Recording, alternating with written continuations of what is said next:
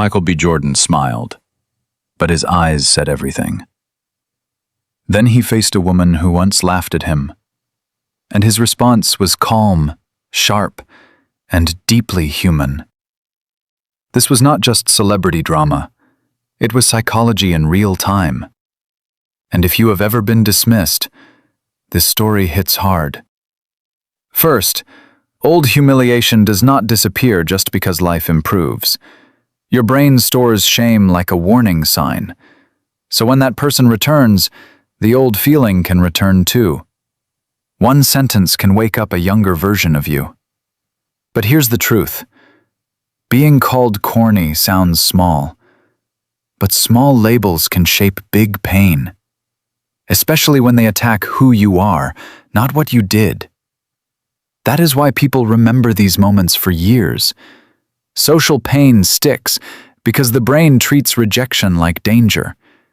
It teaches you to scan for disrespect fast. So even success cannot fully mute that alarm. You can outgrow the place, not always the feeling. Pay attention to this. She mocked the dream before the world respected it.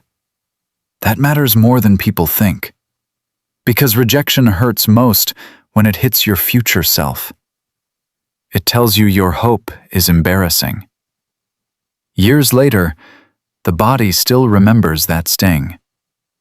That breath before he answered says a lot.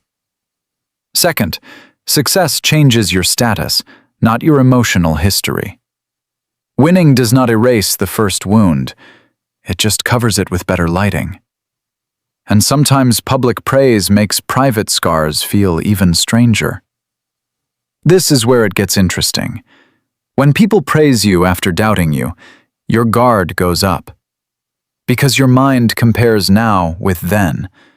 Was that respect real, or just convenient now? Most people know this feeling instantly. The room loves you once your value becomes obvious. But late respect can feel emotionally cheap, because you needed kindness before the applause, not after you proved them wrong. But here's the truth. A part of you still wants justice. Not revenge, just acknowledgement. You want the pain to finally be seen. That pause on the carpet carried that exact energy. It said, "I remember more than you think, and I will not pretend it never happened." Third, his response showed controlled power. He did not explode. He simply named the past, and that can be stronger than anger. Pay attention to this. Calm often unsettles people more than rage. Because rage is easy to dismiss, but composed truth is harder to escape. You have seen this in real life. One honest sentence can reset the whole room. That is why "I heard it" lands so hard. It is short, but loaded. It means the wound was registered. And it means he owns the frame now. This is where it gets interesting. Naming disrespect changes the power dynamic. The other person loses the safe mask. They can no longer hide inside charm. That is why gentle call-outs feel so powerful. They protect dignity without losing control.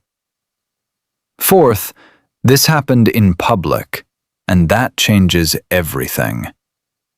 Public moments trigger status anxiety fast, because there is now an audience, and audiences always make emotion louder.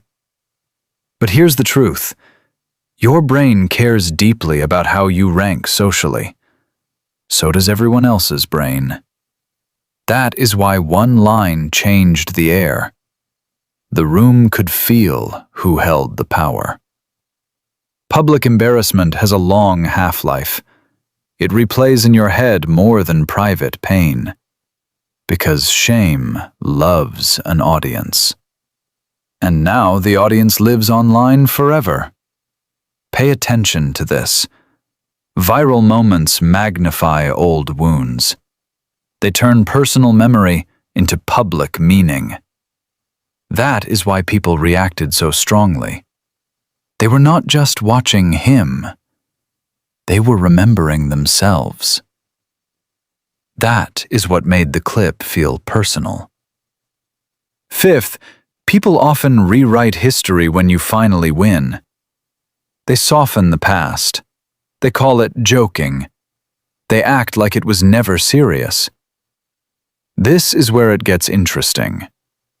Memory is not just recall. It is also self-protection. People retell old harm in ways that protect their image. You hear this all the time. I was joking. It was not that deep. But your body remembers otherwise, because your nervous system does not grade on excuses. But here's the truth. Minimizing pain is another way of avoiding accountability.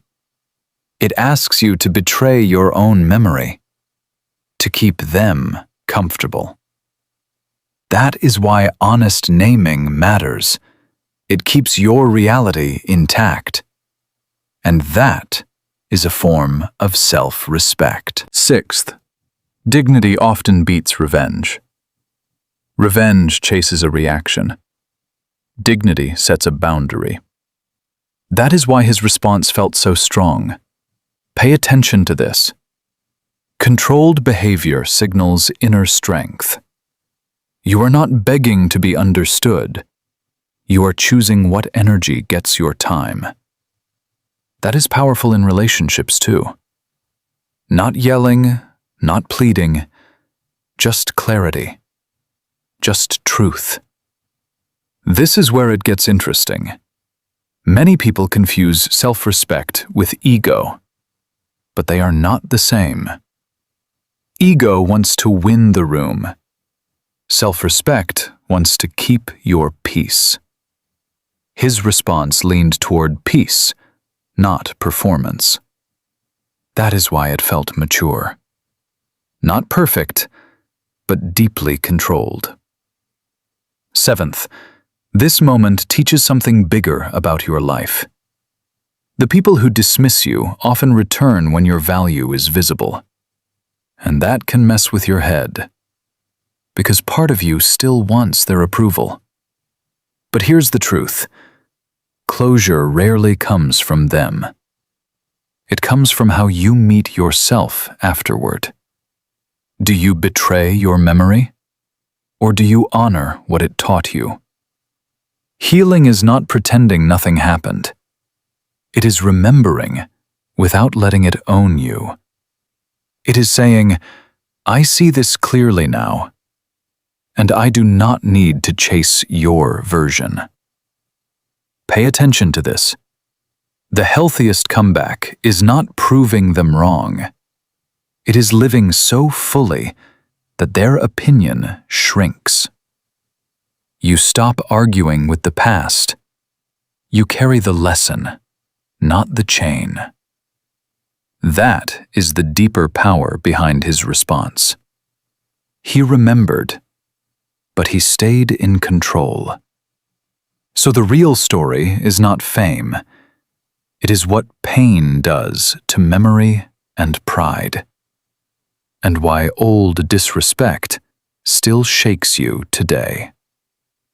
If this hit something real, stay with this channel. And tell me below, have you ever met your past again?